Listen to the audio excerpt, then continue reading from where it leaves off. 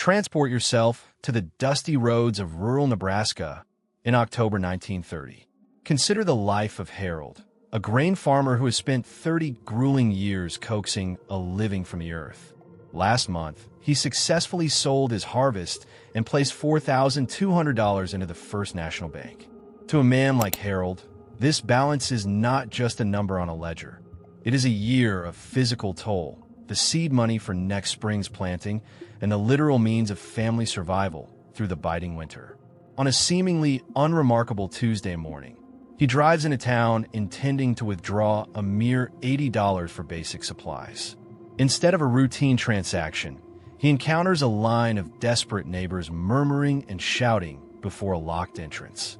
A crude, handwritten sign taped to the glass delivers the death blow. Closed until further notice. When Harold knocks, a bank clerk inside refuses to make eye contact, shaking his head before retreating into the shadows. Behind that glass sits Harold's remaining $4,100, visible yet fundamentally unreachable, like a mirage in a desert of financial ruin. The bank has failed, and with its collapse, his entire life's work is erased. In this era, there is no insurance, no legal recourse, and no avenue for appeal. This scene would repeat with terrifying frequency as 9,000 American banks shuttered their doors within the following 24 months. 1/3 of all the liquid wealth Americans believe they owned simply vanished, not through reckless gambling or stock market speculation, but through the act of trusting a licensed depository. This is not merely a ghost story from the Great Depression. It is documented history that reveals a structural ghost in our modern machine. We operate under the comforting assumption that our money is safe, housed within solid buildings and thick vaults, protected by a system supposedly fixed nearly a century ago. However, the fundamental architecture remains unchanged. The risks have simply been rebranded and obscured behind complex terminology. The reality defined by contract law is stark. When you deposit funds, you are not storing property. You are acting as a lender to a private corporation. You have transitioned into the role of an unsecured creditor. And in the cold hierarchy of institutional failure, unsecured creditors are always the very last in line to be made whole. Once this legal pattern is recognized, the illusion of the modern vault begins to crumble. If there is a sense of security in the modern financial world, it is likely the result of meticulous strategic messaging rather than a reflection of bulletproof banking practices. The reality is far more sobering. Once cash crosses the teller's counter and enters a checking or savings account, the very nature of that capital transforms. You have not rented a digital locker. You have entered into a complex contractual agreement. In this exchange, the bank absorbs your physical currency into its own balance sheet, effectively taking ownership of the cash. In return, the institution issues you a liability, a promise that it owes you. From that moment on, the bank is legally permitted to lend your money, invest it in volatile markets, or even lose it entirely. You are no longer a property owner. You are merely a creditor standing in a very long line, waiting for repayment. This truth remains hidden because the machinery of the system operates with seamless precision 99.9% of the time. When a card is swiped or a digital transfer is initiated, the funds appear instantaneously, creating a powerful illusion of ownership. However, financial history teaches us that access is not the same as possession. Access is a privilege that can be revoked at any moment. In the cold calculus of bankruptcy law, depositors find themselves in a precarious position, ranking significantly below secured creditors and derivative counterparties. If a bank becomes insolvent and is forced into liquidation, those senior claims are satisfied first, often leaving depositors to scavenge for pennies on the dollar or, in many cases, absolutely nothing. While the presence of the FDIC provides a perceived safety net, its true efficacy requires a much closer examination. To understand the mechanics of this risk, one must look back at the slow-burning fuse of 1929. While history books highlight Black Tuesday and the Dow's gut-wrenching 12% single-day collapse, painting a picture of frantic brokers and screaming headlines, the true economic poison was not found in the stock tickers. It was found in the collapse of the 25,000 commercial banks that populated the American landscape. These institutions operated under fractional reserve banking, a system where only a fraction of cash, perhaps 10%, is kept in the vault while the rest is funneled out as loans. When you deposit $1,000, $900 immediately leaves the building. That $900 is then deposited elsewhere, where 10% is again held back and the rest lent out. Through this relentless cycle, a single $1,000 deposit can be leveraged to generate $8,000, $9,000, or even $10,000 in total system credit. This sophisticated financial alchemy is known as the money multiplier, the primary engine through which modern banking generates liquidity out of thin air. In periods of economic serenity, the gears turn with impressive grace. Withdrawals and deposits move in a balanced rhythm, supported by a bedrock of universal public trust. The bank generates profit by capturing the spread between the interest it earns on long-term loans and the meager fraction it passes back to depositors. However, this model hides a lethal structural flaw.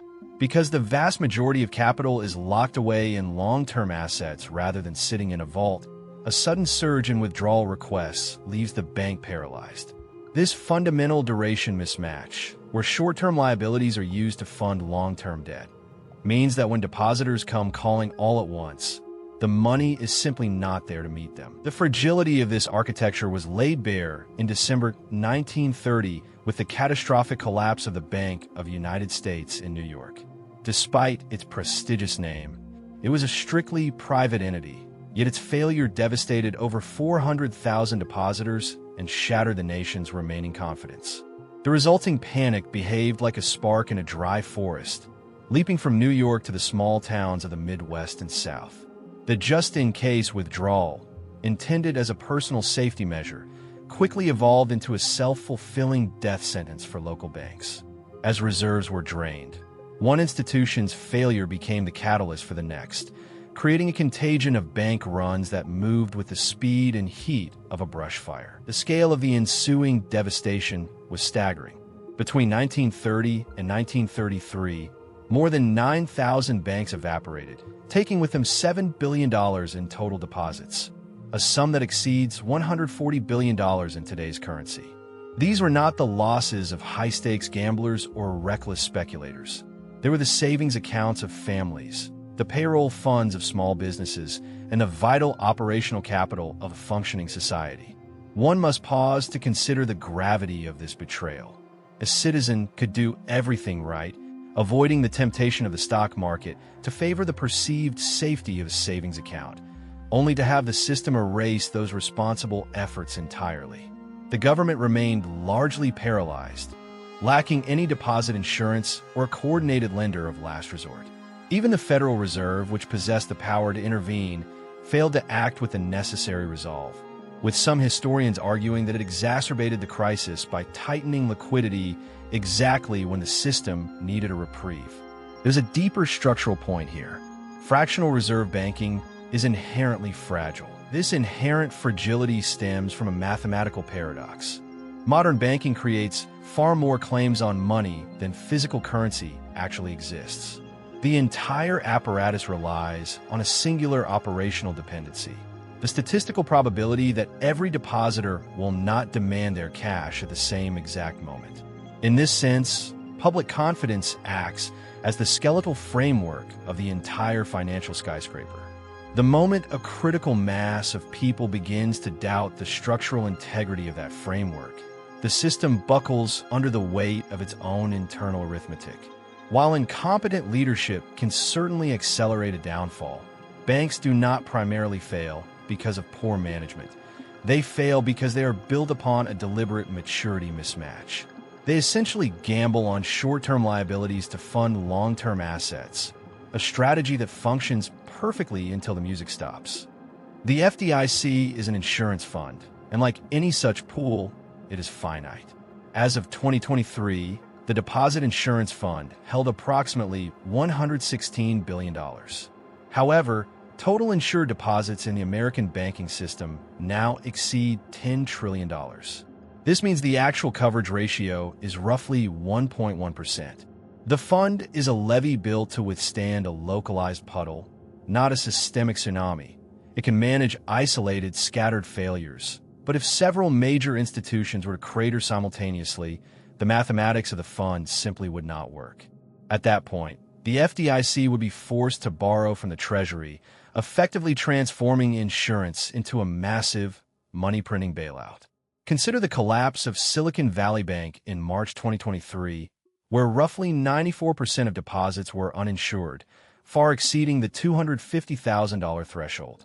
The government eventually chose to step in and make every depositor whole, but that was a discretionary choice, not a legal mandate. While the resolution of the Silicon Valley Bank collapse appeared total, the government was careful to categorize their response as a reactive measure to systemic contagion rather than a standard guarantee for the future. This raises a pressing question for anyone with an account balance exceeding the federal threshold. If your bank shutters tomorrow, what actually happens to your capital? The uncomfortable truth is that the outcome rests entirely on the whims of the leadership currently in power, the shifting winds of political calculus, and whether your specific disaster is deemed systemic enough to merit a rescue. What the public perceives as safety is often merely a thick layer of uncertainty hidden beneath a polished veneer of confidence.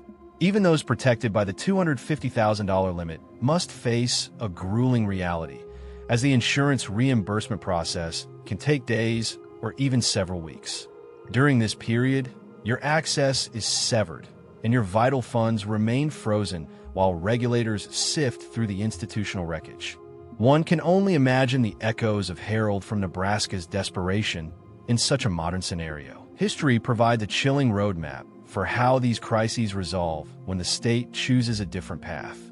During the 2013 Cyprus banking crisis, when the nation's two largest banks became insolvent, a troika consisting of the European Union, the European Central Bank, and the International Monetary Fund introduced a radical new precedent.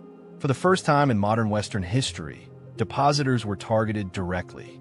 Unlike the slow erosion of inflation or currency devaluation, this was a surgical strike. Balances exceeding 100,000 euros were forcibly converted into bank equity. Overnight and without warning, some depositors were forced to accept a loss of 47.5% on their uninsured balances. This maneuver, known as a bail-in, represents a fundamental shift in risk. While a traditional bailout forces the taxpayer to foot the bill through government injections, a bail-in mandates that depositors and creditors pay to recapitalize the failing institution by having their claims written down or converted. Following Cyprus, this mechanism was formally codified in the EU's Bank Recovery and Resolution Directive, and the United States maintains nearly identical powers under Dodd-Frank and the Orderly Liquidation Authority. These documented rules establish that in a time of crisis, your private deposits are viewed as a tool for institutional stabilization. Regulators now view these haircuts as the preferred resolution mechanism because the political cost of a quiet, targeted seizure is far lower than the public outcry of a taxpayer-funded bailout. The most ancient method is physical cash, paper currency held entirely outside the digital banking perimeter. Its primary allure is sovereignty. Physical bills cannot be frozen by a distant regulator, captured in a bail-in, or digitally seized with a keystroke. Yet, this independence carries a heavy price. Cash is vulnerable to the physical world. It can be stolen in a moment or reduced to ash in a fire. It earns no interest, and in a typical inflationary environment, it is a melting ice cube, losing purchasing power year after year. Historical precedent shows that the utility of cash depends entirely on the nature of the catastrophe. During the Great Depression, those who clutched physical currency emerged as victors because prices plummeted, causing the purchasing power of every dollar to surge. In that era, the paper in one's pocket was a shield. Conversely, in the hyperinflationary collapses of Weimar Germany or Zimbabwe, holding physical bills was the worst possible choice as the currency lost value faster than it could be exchanged for goods. The strategic logic is binary. A deflationary collapse favors the cash holder, while an inflationary collapse destroys them. one must determine exactly what kind of crisis they are preparing for. For those seeking the safest dollar-denominated assets during a banking tremor, Treasury securities, bills, notes, and bonds represent the collateral backbone of the global financial system. Unlike a bank deposit, which is a loan to a private corporation, a treasury is a direct obligation of a U.S. government. The institution's strength is formidable. The dollar remains the global reserve currency, and the U.S. government has never defaulted on its debt. One can bypass intermediaries entirely by purchasing these directly via the Treasury Direct system.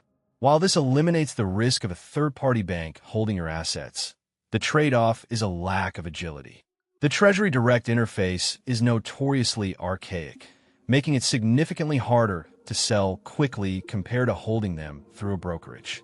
Though brokerages offer the protection of SIPC insurance, the Securities Investor Protection Corporation, the process of recovering assets from a failed firm can be agonizingly slow and fraught with uncertainty. The interface is archaic. Money market funds. These instruments are essentially mutual funds that funnel capital into short-term, high-quality debt. While the public often perceives these as mere cash equivalents, the reality is that they're securities rather than bank deposits, lacking the same structural protections. This distinction became a haunting reality during the 2008 financial crisis when the Reserve Primary Fund, a titan in the industry, famously broke the buck. Its net asset value plummeted below the $1 per share mark, sparking a wave of investor panic and resulting in frozen redemptions. While the government eventually intervened to stabilize the money markets, it is critical to remember that such actions were entirely discretionary and were never legally guaranteed for the future. For those seeking permanence, physical gold has served as a primary store of value for thousands of years. It cannot be printed by a central authority, cannot be defaulted on, and exists entirely outside the reach of the traditional banking system. During the 1930s, it was one of the very few assets that successfully preserved its worth. However, history warns that even the most solid asset can be seized by the state. In 1933, President Franklin Roosevelt issued Executive Order 6102, a decree that made it illegal for Americans to own gold bullion. Citizens were legally mandated to surrender their gold to the Federal Reserve in exchange for paper dollars. This is not some far-fetched speculation. It is established law. The government can and has outlawed the private holding of gold before, and there is nothing preventing them from doing so again. Other precious metals like silver offer similar properties but carry far more volatility, while platinum and palladium remain niche options. The question remains, where do you keep them? Placing these metals in a bank safe deposit box often proves to be an elaborate trap, as these boxes are frequently rendered inaccessible during government-mandated bank holidays. Some individuals choose to diversify by holding cash in foreign banks or utilizing currencies like Swiss francs or Singapore dollars in jurisdictions known for robust property rights. This provides a layer of geopolitical diversification but introduces a labyrinth of complexity, including currency risk and unfamiliar foreign legal systems. Furthermore, Americans must report any foreign bank accounts exceeding $10,000 on the FBAR. Failure to comply with these stringent reporting requirements carries severe penalties. Offshore banking is legal but heavily regulated. Real assets, land, property, commodities, things that exist in the physical world. The transition from digital digits to the tangible world of real assets, land, property, and raw commodities unveils a different kind of fortress. These holdings are famously illiquid. One cannot simply carve off a corner of a grain farm to pay for a morning coffee. However, they possess a singular advantage in that they cannot be bailed in by a failing bank or frozen by a regulatory keystroke. Their utility extends far beyond mere financial speculation, offering a physical base of value that historically outperforms paper assets during the fires of hyperinflation.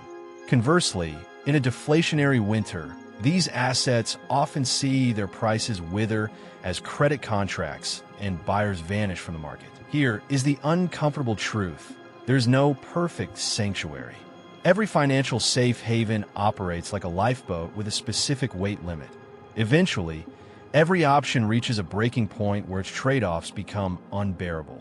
Physical cash remains a target for thieves and the slow rot of inflation. Treasuries are tethered to the solvency of the state and the archaic systems required to access them. Gold can be outlawed or seized. Foreign accounts carry the weight of currency volatility, and real estate can trap your capital in a collapsing market. The trap is this: the entire financial apparatus is architected to keep your wealth within its reach through tax incentives, sheer convenience, and the pressure of social norms. To hold cash outside a vault feels like a bizarre act of defiance, just as buying bullion or opening offshore accounts often carries the unearned stigma of paranoia or suspicion. Yet, the history of the 20th century suggests that those who maintained true optionality through diversification fared significantly better than those who placed their absolute trust in a single institution. These survivors did not possess a crystal ball. They simply understood that the costs of a banking crisis are never distributed evenly. From 1929 through 1933, the heaviest price was paid by small-town depositors who lacked political leverage or insider knowledge.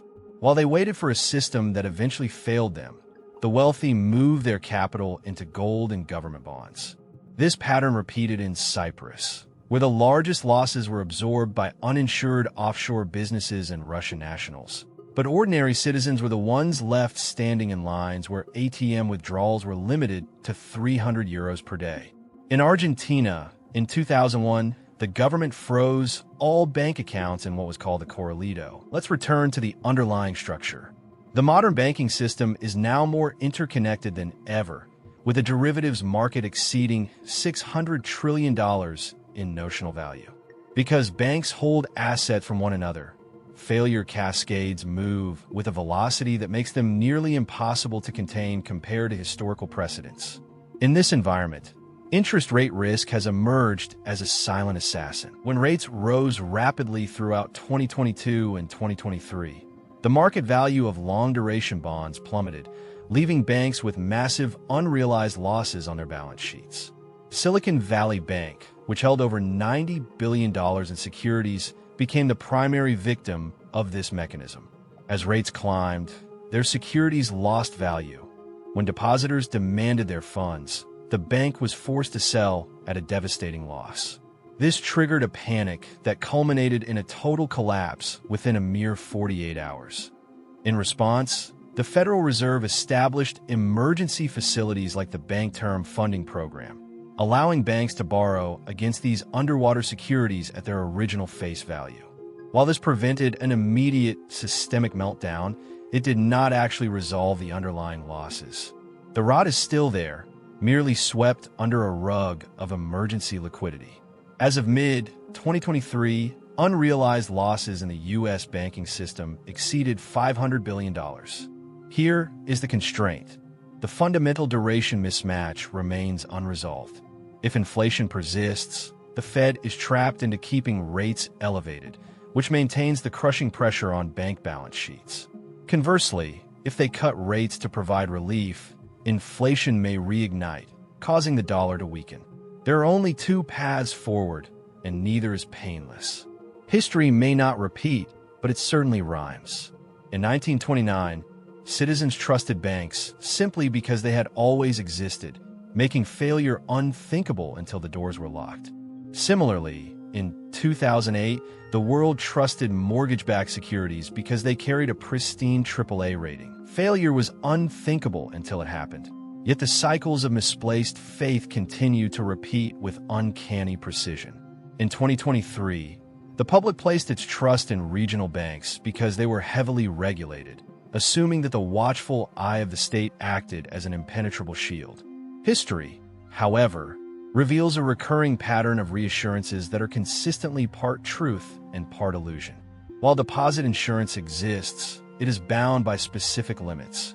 While regulation is present, it is riddled with gaps. And while central banks stand ready, they operate under rigid constraints.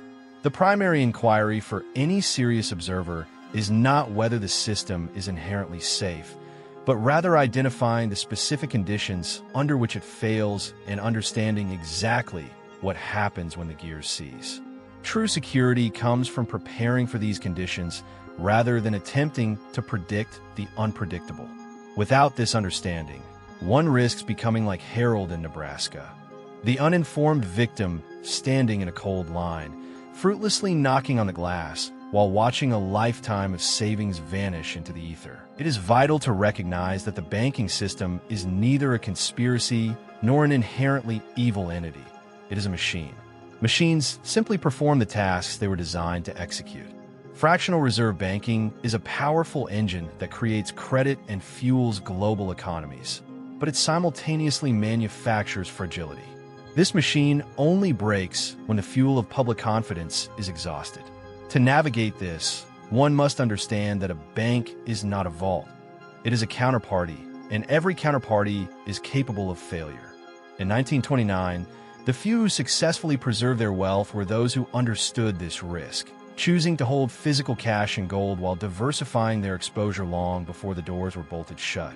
Those who failed to grasp this reality lost everything. Modernity has only changed the vocabulary, not the underlying structure.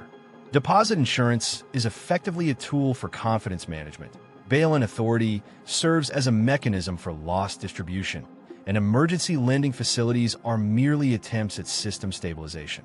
The language is contemporary, but the ancient constraint remains. When too many people rush for the exit at once, not everyone can get out. Consider the gravity of that limitation. The pattern is already in motion, and the true question is not when the next crisis arrives, but whether you understand where your capital actually resides when it does. Most people wait until they're living through a financial autopsy to study the mechanics of failure. This analysis serves as an educational and historical autopsy performed while there is still time to learn. This is not financial or investment advice, nor a recommendation to buy, sell, or hold any asset. One should always consult a qualified professional before making financial decisions. By examining these structural realities now, the wise can prepare for the uncertainty that a brittle system inevitably guarantees.